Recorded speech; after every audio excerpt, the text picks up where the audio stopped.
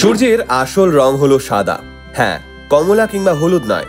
আমাদের সৌরজগতের অভিভাবক সূর্যের আসল রং আদতে ধবধবে সাদা। কিন্তু তাহলে আমরা সূর্যকে কখনো হলুদ, কখনো কমলা রঙে দেখি কেন? এর নেপথ্যে রয়েছে একটা সহজ বিজ্ঞান। আমরা সবাই জানি সাদা রঙের আলোর মধ্যে বেগুনি, নীল, আকাশী, সবুজ, হলুদ, কমলা ও লাল এই সব রঙের আলো বর্তমান থাকে। এবার বিষয়টা হচ্ছে, সূর্য থেকে যখন সাদা আলো ঠিকরে বেরিয়ে আমাদের পৃথিবীর পৃষ্ঠের দিকে আসে, তখন মাঝপথে তাকে আটকায় আমাদের অ্যাটমসফিয়ার। পৃথিবীর উপরে থাকা এই অ্যাটমসফিয়ার বায়ুস্তরে ধুলোকণা, জলকণা, অক্সিজেন, নাইট্রোজেন মলিকিউল সব থাকে। এবার এই সাতটা রঙের মধ্যে যেহেতু নীল ও বেগুনি রং সবচেয়ে দুর্বল, তাই তারা ওখানেই ছড়িয়ে যায়। তাই আমাদের আকাশের রং নীল দেখায়।